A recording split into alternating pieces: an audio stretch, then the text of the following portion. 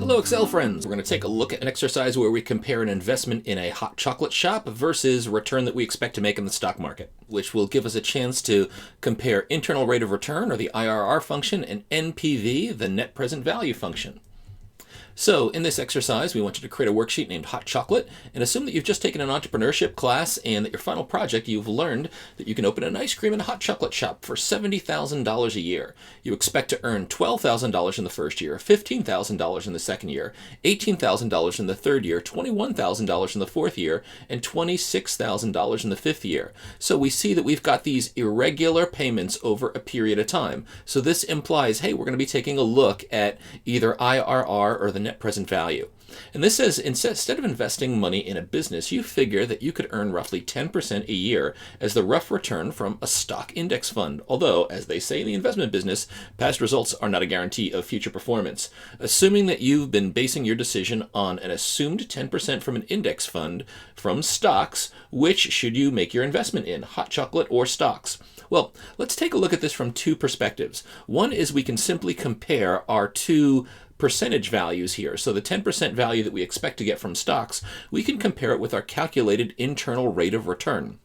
Now, once we get that, we can also take a look at the net present value function. And in net present value, we can see, hey, how much above or below the 10% will we be? So let's give it a shot. Now, as we head over here, we've got some values for our returns in different years. So I'll put in here year and cash flow as my two different columns. I said that I wanted to call this worksheet Hot Chocolate. So I'll do that. And in year zero, our cost to start the business is $70,000. So we enter that as a negative $70,000. And then we have inflows from 1, 2, 3, 4, and 5 years. And those are respectively $12,000, $15,000, $18,000, $21,000, and $26,000. So a nice growing business. Now, if we want to figure out, hey, what is our internal rate of return here for this uneven set of cash flows across our 5 years? Well, we're going to use the IRR function, or the internal rate of return. And the way that we can calculate this is we're going to go right up to formulas, and we're going to say, hey, remind us of the financial function IRR. So we can go ahead and grab that here. We don't need a guess because we've got a pretty standard rate. We're not looking at something that is huge or unusual in here. So I'm just going to click on values right here. And I'm going to go ahead and look at the internal rate of return for all of these values from B2 through B7. Now notice I've selected my initial investment, which this is a negative value here. But then it's going to calculate what our internal rate is considering these different cash flows over time.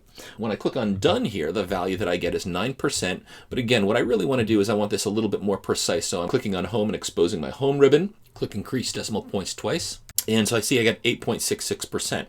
That's interesting, but also what would happen if we wanted to take a look to see what the net present value of this was going to be?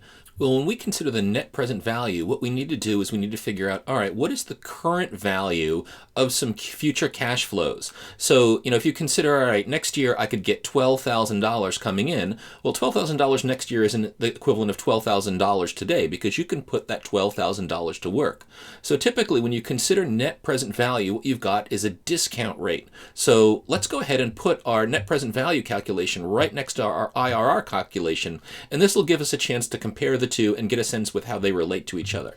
So I'm going to put right up here, I'm going to put down discount rate. Now, sometimes you'll see the net present value calculation uses a hurdle rate, which is the minimum investment you hope to get from this business. So that's the hurdle. And your net present value calculation should be positive if you clear that hurdle rate, but it should be negative if you don't reach the hurdle rate. But if we were comparing this with stocks, well, we said that we expect to be earning from an index fund 10%.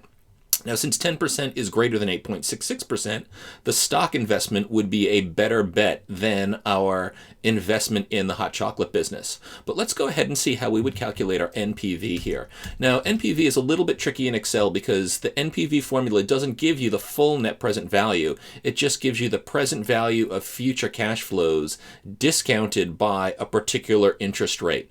And then what we've got to do at the end is we've got to subtract out any value for our initial investment investment to get the true net present value of that investment. So let me show you how we'll go ahead and calculate that.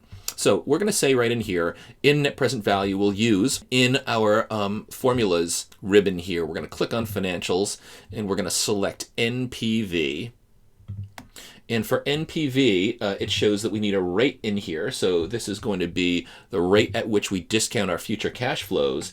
And then for our values, now what's different here is we aren't going to go ahead and select the same values that we'd used previously because we don't put in this initial 0 value. We just put 1, 2, 3, 4, 5 because these are the values that need to be discounted by 10% a year. So it assumes that you start at year 1 and you're incrementing by 1 period each year as you go through, the interest rate being in year. I'm going to accept these values, click done.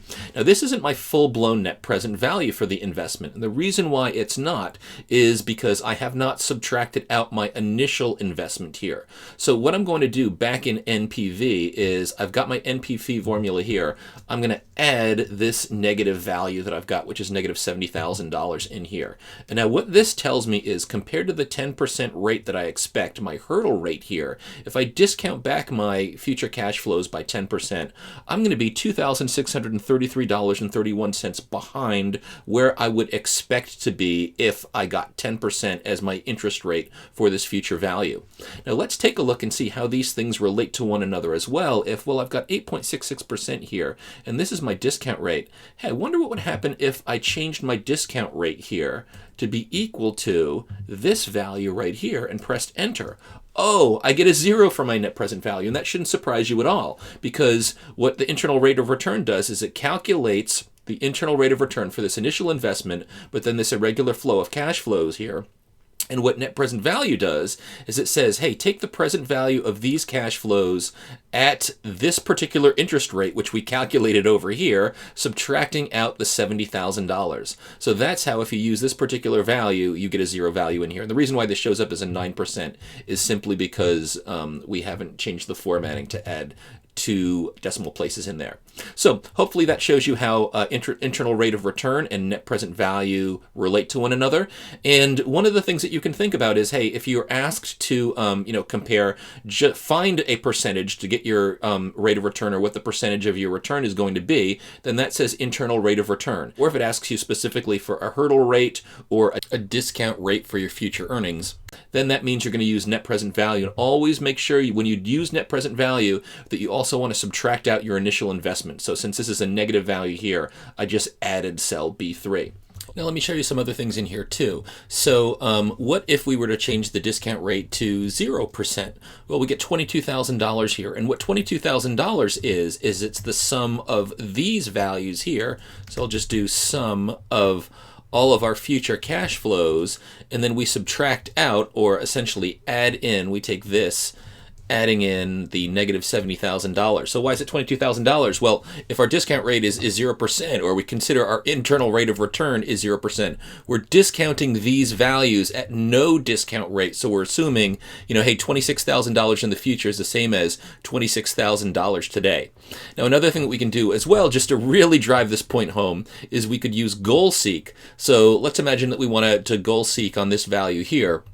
Remember, under data, if we say what if analysis and we use goal seek, we can say, okay, let's set cell, that will be this cell right here. That's going to be our net present value. We want to set that to be 0, and we want to change this cell right here. And if we click on OK, it'll go through, chug through, and it comes up with 8.66%. So hopefully that last bit really shows you how these different values relate to one another, how the time value of money works, and we can see when we use either goal seek or we put in this exact value, we zero out our net present value. So hopefully that's clear. Keep at it.